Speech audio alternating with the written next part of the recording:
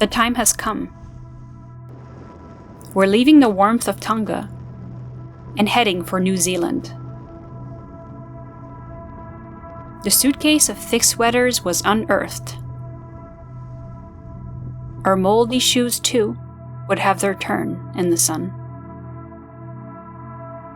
With the bow diving deep and the waves crashing over the sides, we knew that sunny island life was a thing of the past.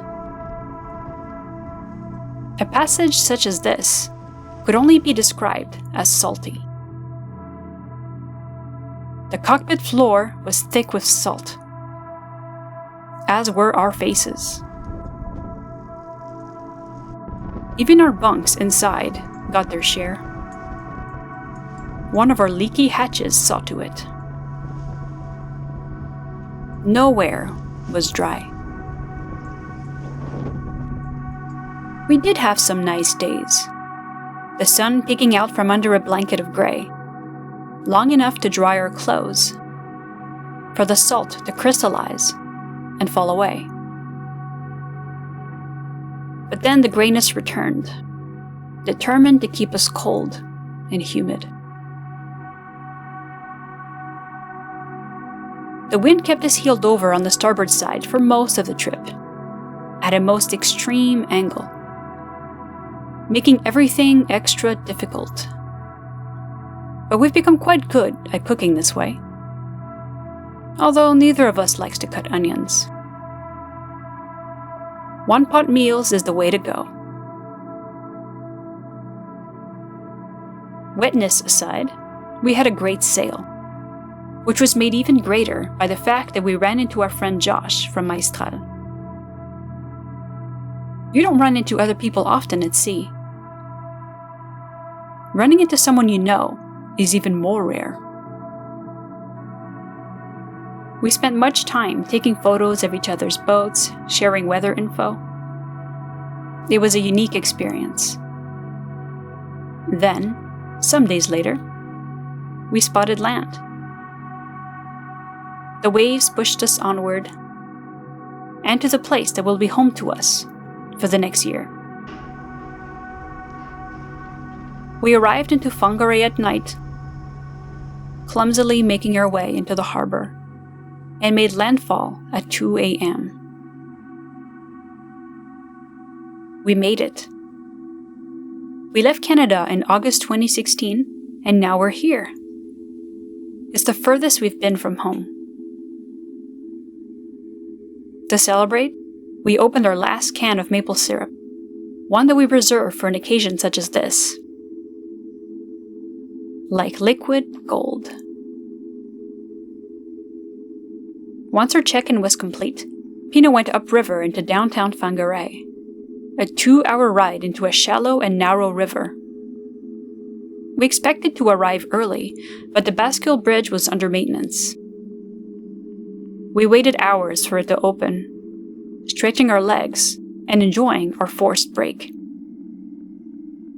Having a large, bone-shaped monument open just for you is pretty cool. Once we had settled into our spot in the Whangarei town basin, we knew we'd made a good choice. This place is beautiful. And since we've arrived, the evenings always seem to end in wonderful shades of purples and pinks. Our arrival was made even better with our first real grocery in months. We raided the Asian market and bulk food stores. All our empty jars were filled. We even purchased a beer kit to try and make our own. We've always wanted to make some beer aboard Pino. Otherwise, we've settled well into our new home, diving back into projects and getting things done. But more on that in the next video. And as always, thank you for keeping us afloat. Literally. Его подруга от него ушла, и ты осталась. В этот вечер одна, твои глаза не видят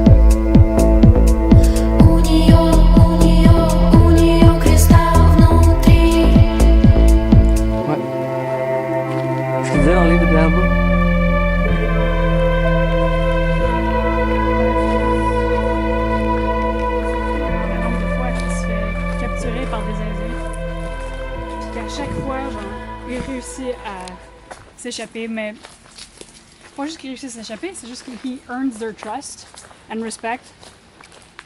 And every time they adopt him into their tribe, and it's really nice. And then at a certain point, he just dashes and he leaves.